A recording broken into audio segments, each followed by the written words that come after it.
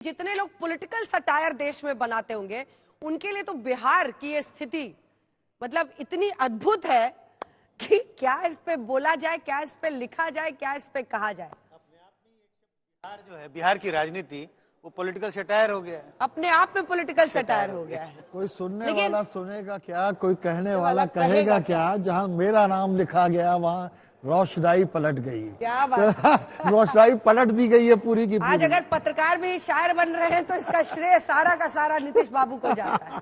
अद्भुत, मतलब इस तरह से ये 5 बार पहले इधर से उधर जा चुके हैं और शायद रिकॉर्ड हो उनके नाम सबसे ज्यादा शपथ लेने का बतौर मुख्यमंत्री, क्योंकि अपने एक ही कार्यकाल में वो 2 बार 3 बार शपथ लेकिन रंजना सिर्फ बड़ी खबरें लगातार आ रही हैं बिहार के हलचल पर। अनुराग ठाकुर का बयान आया, आपको बताएं केंद्रीय मंत्री गठबंधन के साथ कांग्रेस न्याय नहीं कर रही है। देखिए हमला हो गया सीधा कांग्रेस पर, कांग्रेस के कारण बिहार में उठा पटक, ये अनुराग ठाकुर का।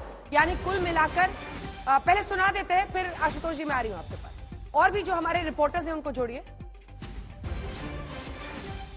कुछ लोग अपने गठबंधन में भी न्याय नहीं कर पाए और उसके चलते आपको एक के बाद दूसरे राज्य में क्या हालात बने वो दिख रहे हैं। कुछ लोग अपने गठबंधन में भी न्याय नहीं कर पाए और उसके चलते आपको एक के बाद दूसरे राज्य में क्या हालात बने वो दिख रहे हैं। शशि, यानी बीजेपी ये साफ इशारा करती हुई कि अगर इसके लिए किसी पर आपको इल्जाम डालना है तो कांग्रेस पर डालिए। इंडिया गठबंधन की आज जो हालत है, और ये सच्चाई भी है कि इंडिया गठबंधन के लिए मेहनत करने वाले नीतीश कुमार का मोह भंग हो गया जब उनकी कद्र ही नहीं की गई। पहली मीटिंग पटना में हुई थी, तब तक वो पुरोधा माने गए। उसके बाद जब मुंबई दिल्ली आते आते ऑनलाइन मीटिंग होते होते तो उन्हें बिल्कुल ही साइडलाइन कर दिया गया था।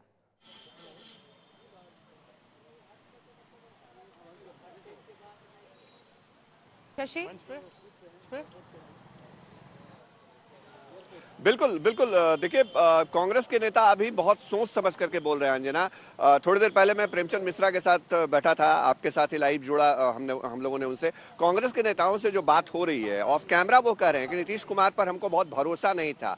और कांग्रेस को एक जो बात इस वक्त समझ में आ रही है वो ये कि जब राहुल गांधी की सदस्यता गई थी तो शायद नीतीश कुमार में नई ऊर्जा का संचार हुआ था विपक्षी एकजुटता को लेकर के।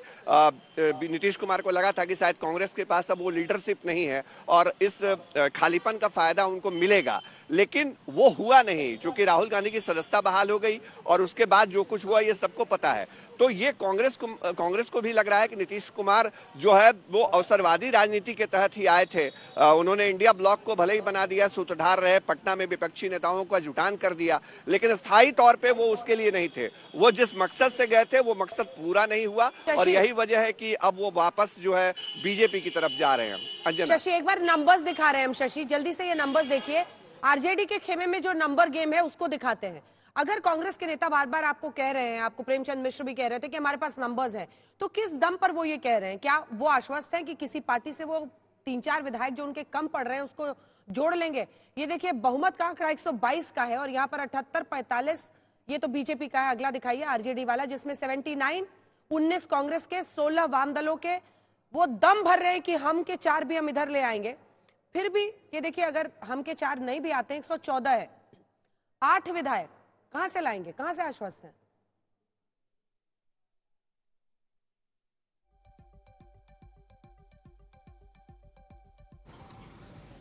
कांग्रेस के नेता भी कह रहे थे कि हम नंबर जुटा लेंगे सब चीजें, लेकिन वो चीजें जमीन पे मतलब फ्लोर पे ले आना बहुत मुश्किल है इस वक्त। जेडीयू जो 45 विधायकों वाली पार्टी है, हम लगातार बार बार अंजना हम कहते हैं, जिस दिन पहली दफे हमने खबर बताई थी कि 11 विधायकों के अलग गुट की बैठक हुई थी, उस दिन भी हमने कहा था कि जो 2/3 का आंकड़ा है वो नहीं हो सकता जेडीयू में, क्योंकि जेडीयू के 45 विधायकों में बड़ी संख्या ऐसे विधायकों की है जो नीतीश कुमार के प्रति ज्यादा लॉयल हैं। उनका समीकरण, उनकी राजनीति, नीतीश कुमार ने जिस तरह उनको बनाया, वो नीतीश कुमार से अलग नहीं जा सकते हैं। तो वही मुश्किल है और वो मुश्किल अभी भी आड़े आएगी। और जो डैमेज कंट्रोल नीतीश कुमार ने किया है चलते हैं वो डैमेज कंट्रोल बहुत। एक सेकंड मैं लौट रही हूँ सुजीत, इसके बाद आपके पास भी आऊंगी। आशुतोष जी, इसको एक दूसरे नजरिए से भी देखना पड़ेगा और वो है बीजेपी के नजरिए से। अगर आप देखेंगे तो खूब ताली पीट रहे होंगे जहां पे राहुल गांधी की रैली बंगाल पहुंचने वाली थी, उससे पहले ममता दी कहती है कि हम अकेले लड़ेंगे। ये कांग्रेस वाले और लिख देते हैं 3 रीजंस हैं, अधीर रंजन चौधरी, अधीर रंजन चौधरी, अधीर रंजन चौधरी। जब बिहार आने की उनकी बारी आ रही है तो यहाँ नीतीश कुमार इस्तीफा दे सकते हैं आज। यानी बीजेपी के लिए तो ताली ठोकने का वक्त है। देखिए अंजना, अगर आपका अपना बच्चा अगर कमजोर हो, लगातार फेल कर रहा हो, तो आप पड़ोसी पे उसको जिम्मेदारी नहीं डाल सकते ना। इंडिया गठबंधन ने जो मोमेंटम जून के महीने में गेन किया था, उसको लगातार वो लूज कर रही है। और दूसरी तरफ भारतीय जनता पार्टी है जो लगातार एक किलर इंस्टिंक्ट के साथ चुनाव में उतरती है। और इसका साफ स्पष्ट तौर पर नजर आता है। आपको याद होगा कि जब पहली बार पटना में रैली हुई थी, उसके बाद जब बेंगलोर में बातचीत हुई, फिर उसके बाद मुंबई में बातचीत हुई, तो लगा कि एक मोमेंटम इंडिया गठबंधन का बनना शुरू हो गया। लेकिन उसके बाद जो डिक्लाइन शुरू हुआ है वो अपने आप में हास्यास्पद है और एक तरीके से मजाक बन के रह गया इंडिया गठबंधन आज की तारीख में। ममता बनर्जी और नीतीश कुमार, हाँ, इसका श्रेय उनको खुद ही लेना होगा। ये आग उनकी खुद की लगाई हुई है।